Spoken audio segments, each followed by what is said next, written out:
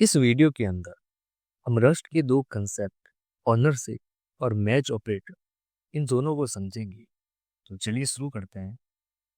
Ownership के concept को समझते हैं। रस्ट के अंदर ऑनरशिप कंसेप्ट मेमोरी सेफ्टी को इंश्योर करता है और रस्ट के अंदर जो फ्री मेमोरी होती है उसको ऑटोमेटिकली क्लीन अप कर देता है। यानी कि जब हम कोई भी प्रोग्राम रन करते हैं तो जो मेमोरी यूज होती है प्रोग्राम फिनिश होने के बाद जो फ्री मेमोरी रहती है वो उसको क्लीन अप करने के लिए ये काम आता है और ये ऑटोमेटिकली होता है। अगर हम दूसरी लैंग्वेजेस में देखें जैसे पाइथन है, जावा है, इसके अंदर गार्बेज कलेक्ट करने के लिए एक फंक्शन रन करना पड़ता है। जैसे पाइथन के अंदर हम gc.collect फंक्शन का यूज करते हैं, जावा के अंदर हम system.jc का यूज करते हैं। लेकिन रस्ट के अंदर ऑनरशिप कंसेप्ट से ये ऑटोमेटिकली जो मेमोरी फ्री होती है वो क्लीन हो जाती है। अब ऑनरशिप के रूल्स को समझते हैं। पहला रूल है every value has one and only one owner, यानी कि कोई भी वैल्यू है उसका एक टाइम में एक ही ऑनर होता है। दूसरा रूल है जब भी किसी वैल्यू का ऑनरशिप ट्रांसफर होता है तब जिससे ट्रांसफर हुआ है वो जो प्रीवियस ऑनर जो है वो इनवैलिड हो जाता है। अगर कोई वैल्यू है वो एक वेरिएबल के अंदर स्टोर है, हम दूसरा वेरिएबल बनाते हैं और उसकी जो पहले की ऑनरशिप है दूसरे में ट्रांसफर कर देते हैं। अगर वेरिएबल ए है इक्वल टू वेरिएबल बी कर दिया तो अब ए की ऑनरशिप ट्रांसफर हो चुकी है, तो जो पिछला वाला जो वेरिएबल होता है वो अब इनवैलिड हो जाएगा। और तीसरा रूल है ऑनरशिप का when the scope of the owner ends the memory of the value is cleaned up. जब भी ऑनर का स्कोप खत्म होता है तब मेमोरी ऑटोमेटिकली क्लीन अप हो जाती है। अब हम इसको कोडिंग की हेल्प से समझते हैं। सबसे पहले मैं यहाँ पे एक फंक्शन बनाता हूँ। मैन नाम का मैंने फंक्शन बना दिया और यहाँ पे एक वेरिएबल बनाता हूँ जिसकी ऑनरशिप हम ट्रांसफर करेंगे।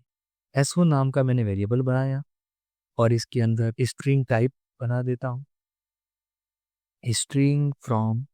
यहाँ पे हम कुछ भी कंटेंट डाल सकते हैं। मैं लिखता हूँ यहाँ पे हेलो रस्ट।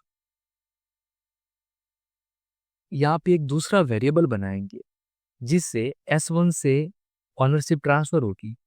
यहाँ पे मैं बनाता हूँ S2 नाम का एक वेरिएबल बनाता हूँ और इक्वल टू करता हूँ S1 किया।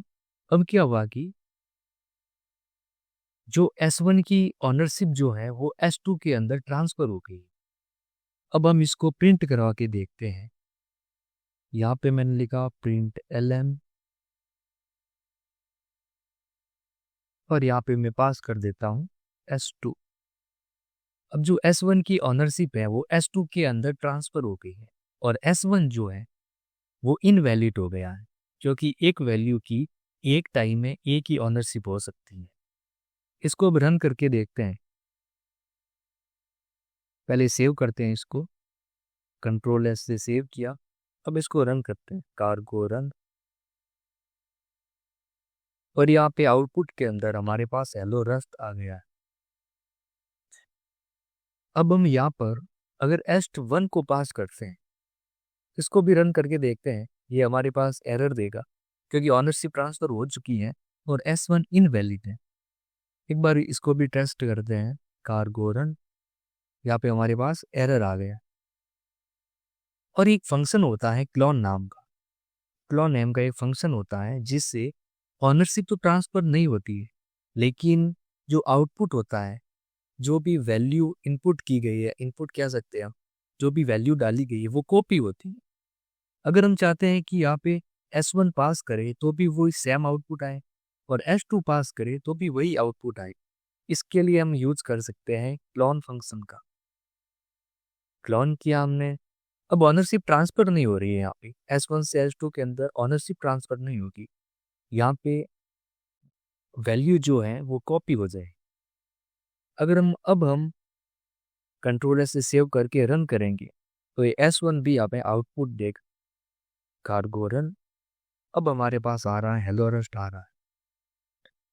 एक बार मैं एक साथ दोनों को पास करता हूँ, S1 यहाँ पे है, इसी को मैं कॉपी करता हूँ, कंट्रोल V से पेस्ट।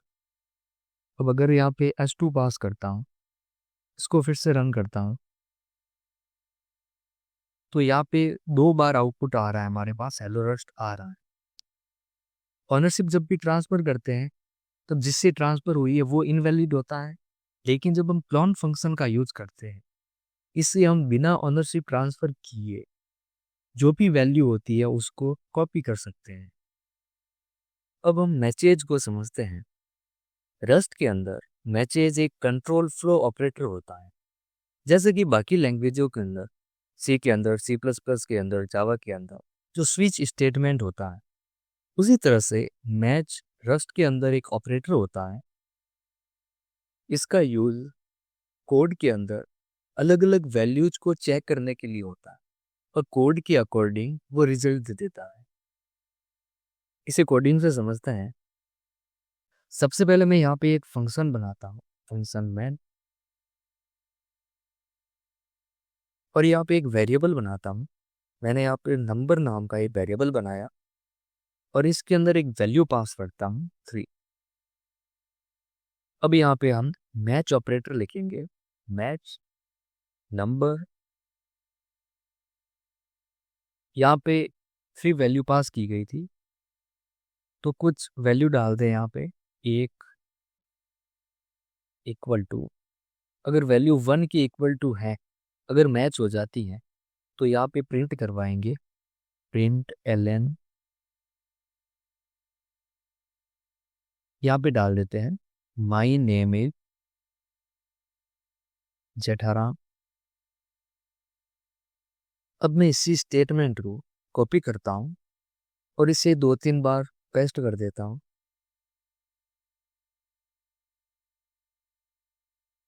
और यहाँ पे वैल्यूज को चेंज करता हूँ। यहाँ पे मैं कर देता हूँ 2, यहाँ पे 3, यहाँ पे 4, और यहाँ पे नेम्स को भी चेंज करता हूँ।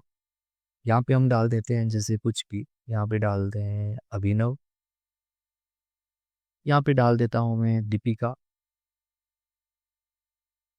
यहाँ पे डाल देता हूँ धनवंतरी। ये हमने 4 स्टेटमेंट यहाँ पे डाल दिए हैं और यहाँ पे सबकी वैल्यू अलग अलग है, जिससे जो मैच करेगा, यहाँ पे वैल्यू 3 पास की गई है, 3 नंबर पर जो है ये हमें आउटपुट के रूप में दे देगा। और हमें फॉर के अंदर कुछ चेंजेस करते हैं, नहीं एक और बना देते हैं हम, यहाँ पे एक और स्टेटमेंट बनाते हैं अदर्स के लिए।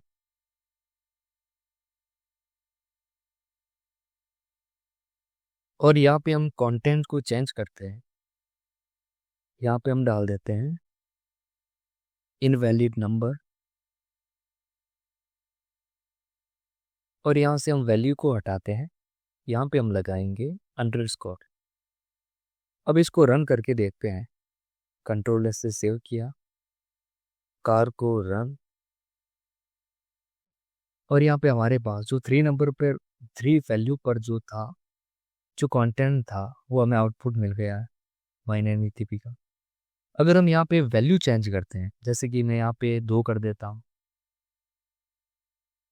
तो हमें यहाँ पे मिल जाएगा। इसको रन करता हूँ वापस,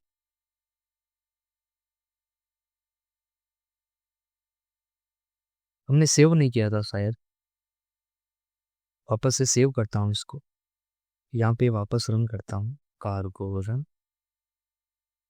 हमें मिल गया है जो 2 वैल्यू पर जो स्टेटमेंट था, जो भी कंटेंट था, वो हमें मिल गया है।